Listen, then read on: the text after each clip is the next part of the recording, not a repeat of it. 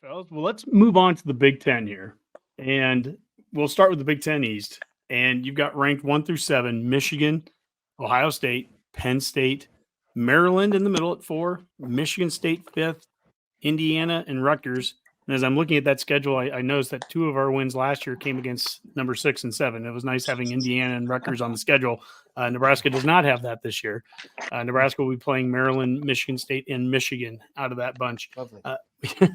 Walk us through this Big Ten East here, Brett. How'd you come with this order? Well, I think right away, look at the top. It's one of the most top-heavy in America. You could argue all 3 of them are playoff contenders. I first researched Penn State and was blown away by everything they had on the roster.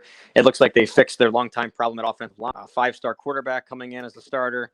A lot of staff retention, a lot of player retention. So I thought right away, hey, this could be the winner and a playoff pick.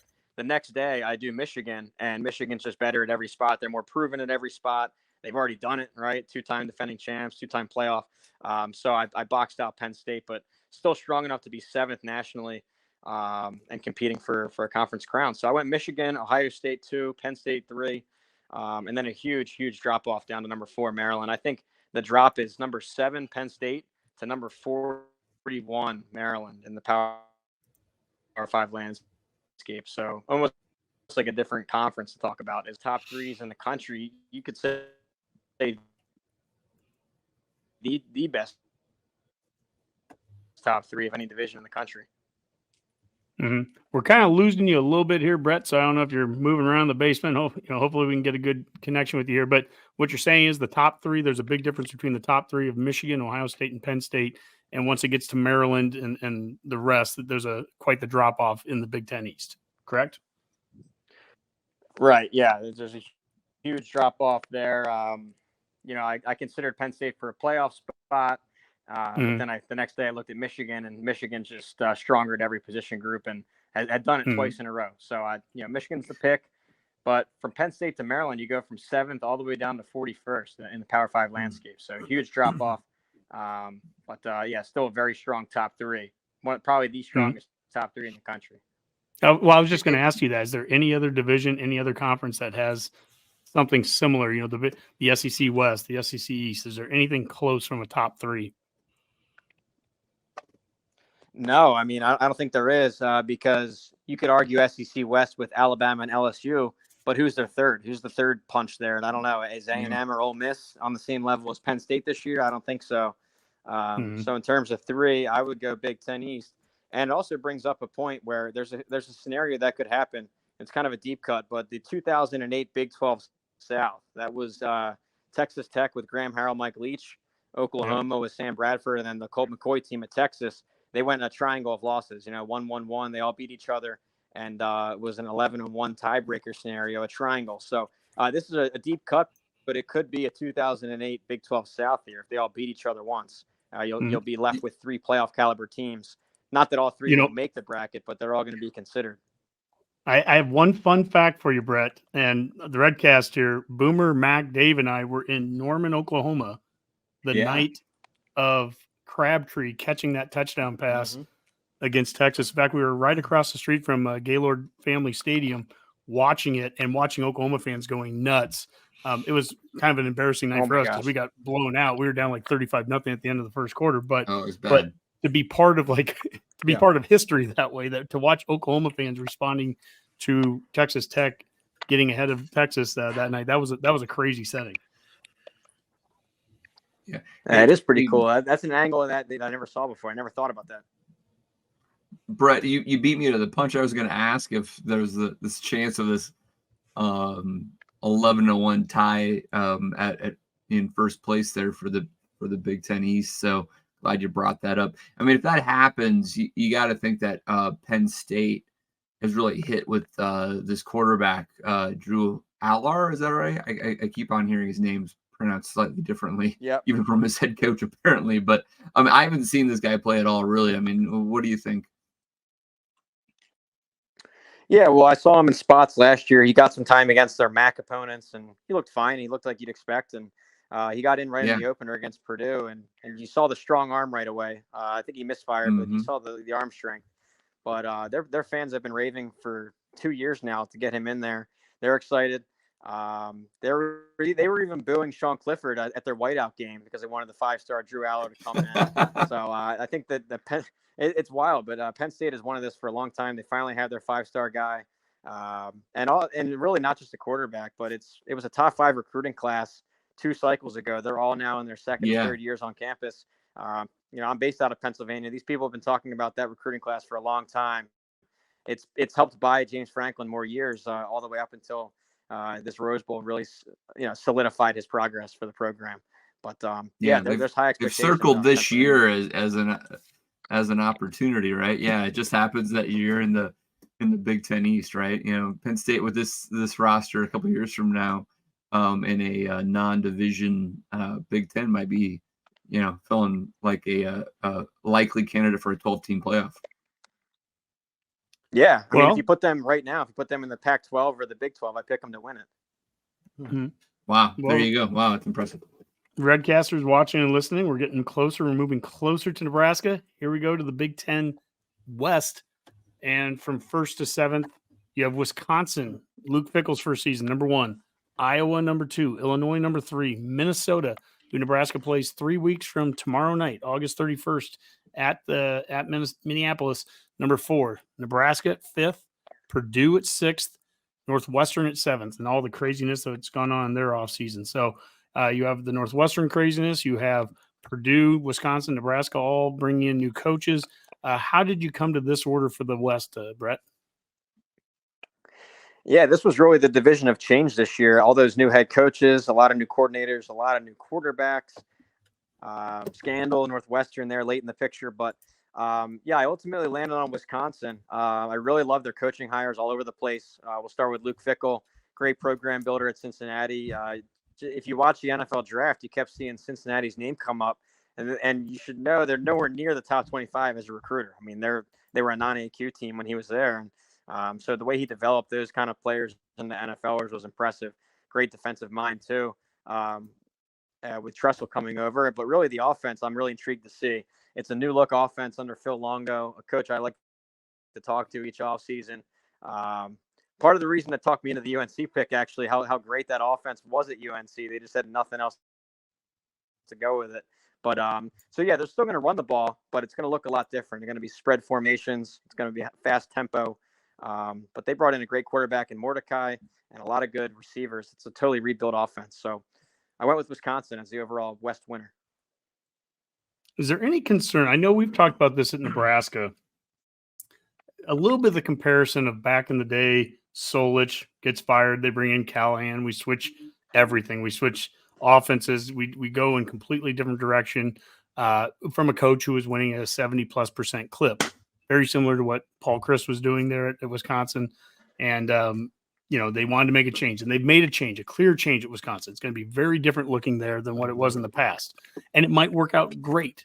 But is there a fear? Is there a risk that change too? Could it blow up in their face? I mean, Wisconsin likes to copy Nebraska from colors to running the football and all the things that Barry Alvarez brought. Have they copied Nebraska in a bad way now?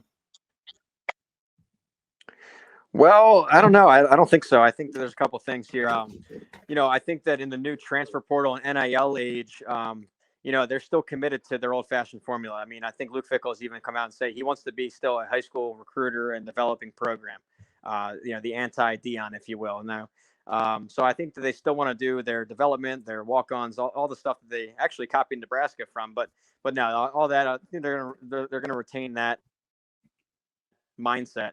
And then in terms of the offense, it's going to look different. They're going to throw it a lot more, but they are still going to run the ball. And I think this gets overlooked when you hear Phil Longo and Air Raid and UNC. UNC actually led the ACC in rushing for the 4 years that he was there. They definitely, if the numbers are in the box, if you don't respect their run game, they're going to pound it. So, I'm interested to see it. But I do think they're going to, they're still going to have that elite defense. I think the bigger shock wasn't that they fired Chryst, it's that they didn't hire Jim Leonard, though. I thought that he was Mr. Wisconsin. I thought they were going to go with him, but they got a great one in Fickell and a good offensive mind, too. So, I think it's going to be a successful tenure here. Dave? Yeah. Brett, could the numbers lie a little bit on Phil Longo in North Carolina? I mean, sometimes run game stats are opportunistic, right? To your point, if the numbers aren't in the box, they're gonna run, right? Whereas there's a mentality where you want to say that I want to establish the line of scrimmage and I'm gonna be tougher, stronger, bigger, all that type of stuff, right? At times Nebraska could run the ball with Frost, but we never felt like we really like dominated the other team very often, right?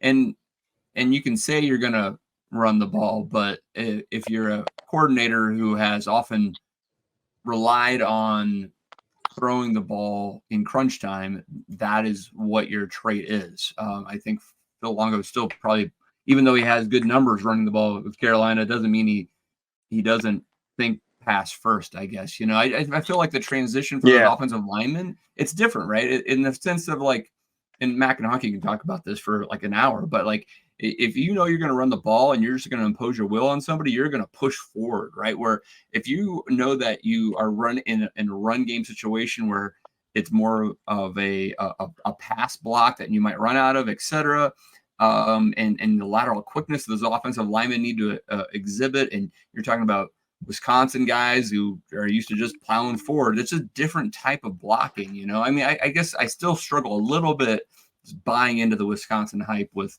they're going to still run the ball. Don't worry. Phil Longo likes to throw it, but we're still Wisconsin. I'm like, let's find out. I don't know. What any thoughts on that? Yeah. Well, yeah. Yeah, sir. Yeah. So there's a pro and a con. The pro is that on a per play basis, they're productive. I mean, they are getting their yards. I think they stacked a couple 1,000-yard rushers in the same season together. But I do agree with you on this point, and it backs up what you were saying. When they get into crunch time, when they get into the red zone, that offense crumbles a little bit. And that's been a problem for years at UNC. They can move it really well up until inside the 10, the 20, and then they freeze up because, to your point, they don't have that physicality when it matters most, when the defense knows you're going to run it. You know what I mean? Yeah. It might be better to run when there's less in the box and you catch them by surprise, but when push comes to shove, they did lack some physicality at UNC. So I agree with you on that. That is a concern. I'm curious too, like, I guess I don't know how else to put this. What's your margin of error, I would say, ranking 1 through 5? Because I don't really expect a whole lot out of Purdue or Northwestern this year. But, I mean, you've got them in there. But, I mean, Nebraska beat Iowa last year and, they open up with Minnesota. So let's say they win that game. Like, all of a sudden, like, how, where do you come with that? I don't know why you're laughing, Dave. I'm just curious. No, like, I think we're going to get to Nebraska here in a little bit. But I wasn't even asking about Nebraska. I just thought about the overall division itself, like where you rank like a margin of error with that, because all those teams seem like they'd be really close this year in a lot of ways. So. Yeah, it was definitely one of the more difficult divisions to predict. It's a lot of uncertainties. I think they're all in the middle tier. I think Wisconsin is at 20th, and then you have Nebraska around 50th. So I guess that is a decent chunk there. But yeah, I don't know. You could argue for any of these that there's some pros and cons. I mean, with Wisconsin, we touched on it. With Iowa, I know what we're getting. We're getting an elite defense again. And you'd think with some of the personnel changes, it's got to be at least slightly better offensively. Even slightly better offensively is 9 wins. Illinois, usually they're towards the bottom of my predictions, but they proved their model last year.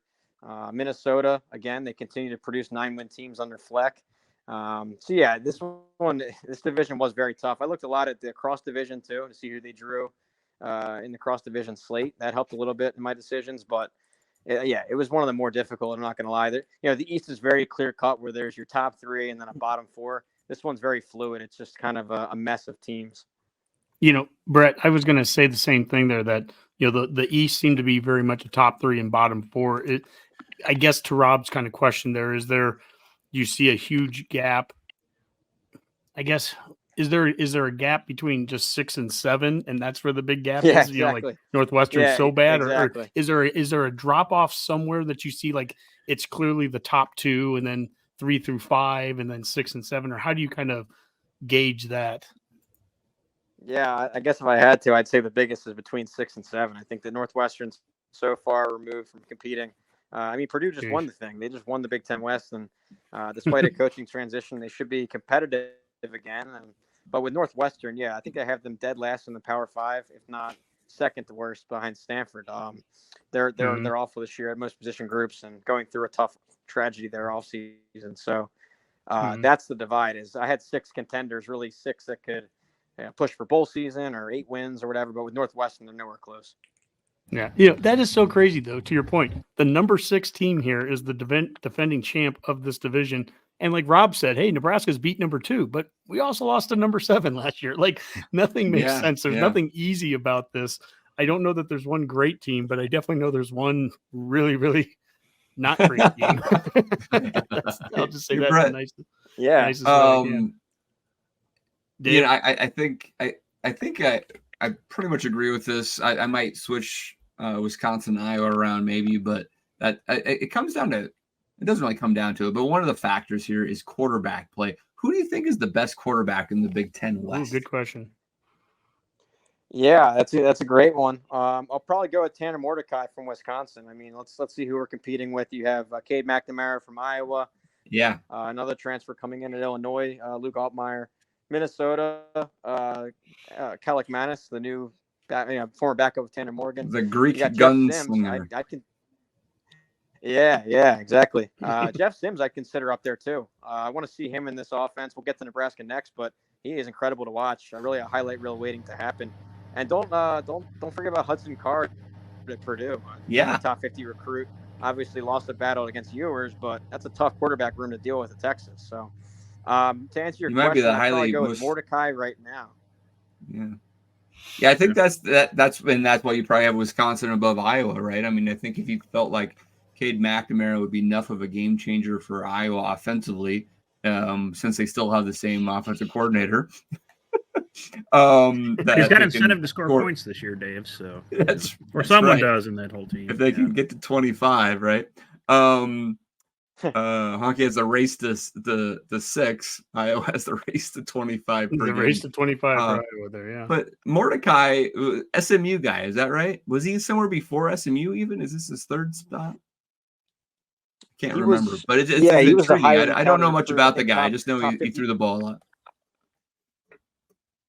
Yeah, I think he started out at Oklahoma. He was a 5-star or high 4-star guy. Went to Oklahoma, lost the battle there against one of those Heisman winners, and transferred to SMU. I think he's put up consecutive Davey O'Brien finalist seasons or something. He got a lot of hype down there, a lot of yards, a lot of stats. But really take a look at what Wisconsin added to their receiver room. I think that's a game changer for that offense. It's several 4-star and 5-star guys, and even the existing guys are all back. So it's not only just a play on Mordecai, it's really the surrounding cast.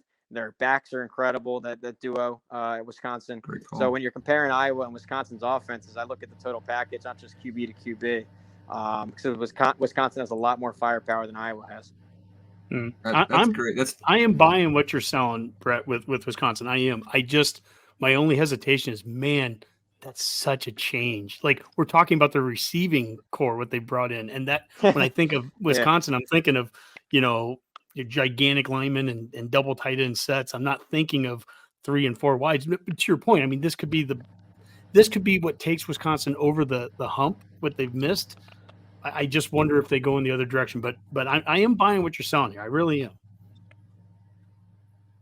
But I would just add also to that, think about what held them back to a quarterback the last couple of years. Yeah. Mm-hmm. Yeah. We did have a question from a listener here. We've apparently breached the Boilermakers media market. For a longtime listener and a P6P purchaser asking about Purdue. If they're upset week 1, is they likely looking at an 0-10 start? 0-10, no way. I think Purdue's a solid team. It's just it's a crowded division, and I think that Ryan Walters is a great defensive mind. I think it's going to be a transition to his head coaching role, and we'll see though. I think it's a long term. It's a good hire for them. They're kind of rare too because they're always offense first to go with a defensive mind. But I mean, look what he did at Illinois. He turned them from one of the worst secondaries into the number 1 secondary in the country last year. Several guys early in the NFL draft from Illinois. You just don't see that very often. So. They got a great young up-and-coming coach. Mm-hmm. Thank you for the question there, Matt. Yeah, Dave. No, I just said I appreciate the question because the thought process is good. Because after Fresno State, they play Vodtech and Syracuse, and then they don't get Northwestern until week 11. So yeah, they've got a tough stretch there where they Might not be favored in too many of those games. So they play 11 P5s. Well, one of them being Northwestern, but not really.